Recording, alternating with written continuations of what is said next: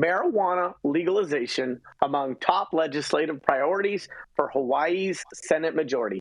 As Hawaii's new legislative season kicks off this week, Democrats in control of the Senate say that legalizing marijuana for adults remains a top policy priority for the new year, framing the reform as a means to boost the state's economy. The Senate majority announced their legislative priorities in a release last week, listing cannabis legalization among a host of other issues around emergency preparedness, workforce development, education, natural resources, and housing. The marijuana mention appears in a section about economic development and infrastructure. The Senate remains committed to diversifying and expanding Hawaii's economy, as well as improving infrastructure throughout the state, the document says. In 2024, the Senate will focus on utilizing private-public partnerships and off-balance sheet financing proposed by the Department of Budget and Finance to identify alternative revenue streams for programs and projects, increasing investment in repairs of state facilities on each island, exploring renting out vacant state-controlled facilities to generate revenue, investing in emerging industries to diversify the economy, such as film and technology, improving access to potable water, improving transit-oriented development infrastructure, improving and maintaining aging school structures, expanding alternative energy infrastructure through the installation of electric vehicle charging stations and the wheeling of electricity, exploring energy alternatives for self-sufficiency, funding new jails, oh, great, prisoners and reentry programs like that, and legalizing adult use recreational cannabis. The comments from the Senate leadership came on the heels of a revised draft legalization bill submitted to lawmakers earlier this month by Attorney General Ann Lopez. Lopez emphasized when announcing the bill that she does not support the legalization of adult use cannabis. Does not support it, though her office said it will also not oppose passage of cannabis legalization as long as it contains certain key provisions. Last year, the Senate passed a separate legalization bill that has stalled in the House, but legislators and Lopez herself have signaled that 2024 may be the year that legalization becomes law. I've changed our position from opposition to that train has left the station, Lopez said at a confirmation hearing last year. This could well be the year Hawaii listens to voters and replaces cannabis prohibition with legalization and regulation, Karen O'Keefe, director of the state policies for the Marijuana Policy Project, told Marijuana Moment. The Hawaii State Senate continues to prioritize this important opportunity to foster liberty, justice, and economic growth. And the legislature now has a comprehensive vehicle drafted by the AG that can serve as a starting point. Nikos Leverens of the Drug Policy Forum of Hawaii and the Hawaii Health and Harm Reduction Center said in an email to Marijuana Moment that the announcement from Senate Democrats recognizes the potential for adult use cannabis sales to bring in needed tax revenue. But he warned that Lopez's latest legalization bill is problematic insofar as it apportions future proceeds to special funds rather than leaving spending to the legislature. The 316-page measure from the Attorney General would create and direct tax revenue to a number of special funds, including around cannabis regulation, social equity, public health and education, law enforcement, and nuisance abatement. Behavioral health treatment programs, youth programs, school facility improvements, social equity programs, and science-based public education and research can all benefit from the additional revenue, Leverand said. Yet the legislature should generally have the discretion to use revenues according to its year-to-year budget priorities. He also warned against excessive regulations, which he said could blunt the economic benefits of legalization. The current medical cannabis and industrial hemp sectors highlight the economic shortcomings of excessive regulation and bureaucratic resistance to making needed adjustments. O'Keefe at MPP said the bill drafted by Lopez's office needs revisions to avoid creating Prohibition 2.0. Thank you very much. Pointing to the rules like safe storage and a strict THC driving limit that doesn't necessarily suggest impairment. Most legalization laws include modest civil fines for minor violations. In contrast, the AG drafted bill imposes harsh criminal penalties for anything but strict compliance. She said, an elderly couple who live alone would face up to a year in jail if they store their cannabis in a glass jar they can open instead of a sealed, child-resistant, and resealable package with original labels. Meanwhile, an unscientific per se standard will ensnare sober drivers long after impairment wears off. In November, the AG's office defended an earlier version of the legislation it put forward earlier that month after Honolulu prosecuting attorney Steve Alm said the law enforcement are firmly against legalizing marijuana in general and Lopez's plan specifically. So I can go on and on. We are way over time. There's about 5 more paragraphs to this article, but I think I would like to open this up instead to my fellow guests and panelists.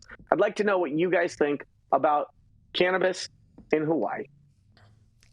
The Pakalolo. It's shocking that it's such a hassle down in Hawaii, where they're pretty liberal about most everything.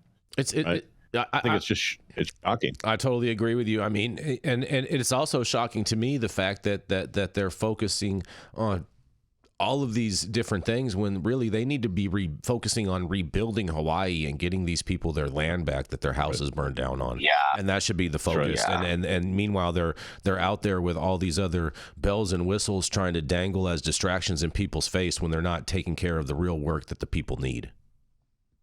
Yeah, that's definitely true. It's super sad. It's super sad what's going on in Hawaii. I mean, I have some friends in Maui that were affected by the Lahaina fires, and now they're still not secure. They're still kind of just like, moving around, and it's a terrible situation on that island and just in general. But with cannabis, it's like, as you said, Todd, this is ridiculous. They have such worse problems in Hawaii than cannabis.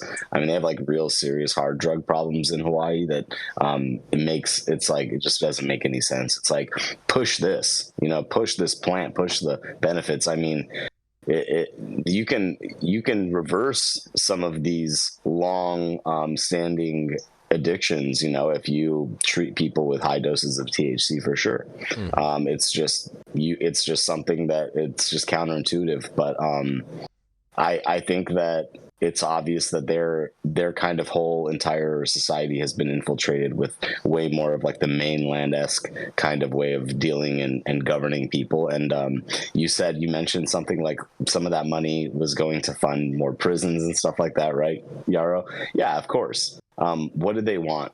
They want to just lock us up. They want to make us actual slaves so that we can work for them and they can have huge contracts, and they can reap the benefits of hardworking indentured servants that are serving time in these private prisons. And it's a real serious problems. Like America.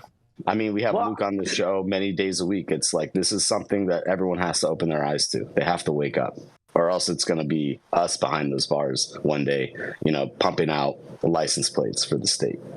So it troubles me that this Democratic AG is such a pain in the hindquarters, and in the patootie, and also in the patutu, in the tuchus, in the rear quarter. So the other thing that comes to mind for me is that Hawaii is to cannabis like Napa or Sonoma is to grapes, and it has a history that deserves to be preserved and celebrated and elevated.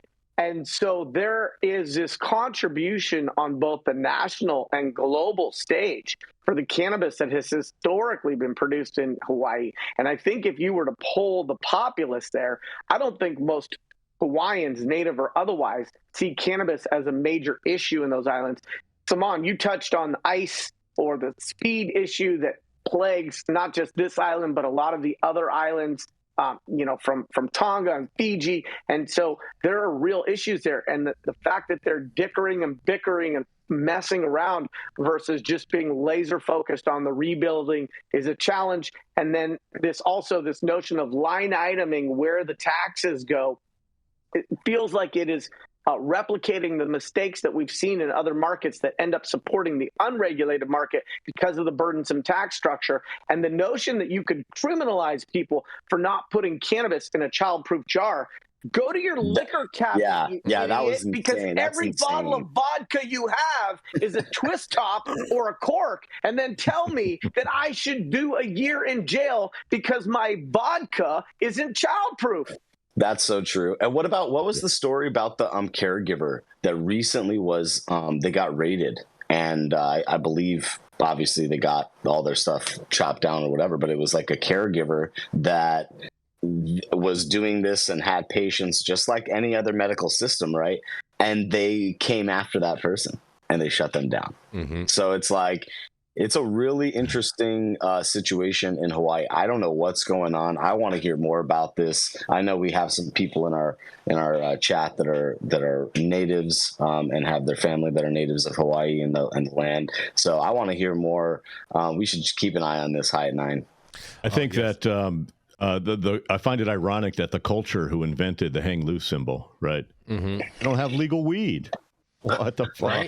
Right. So right. The Pakalolo, they got to free the plant.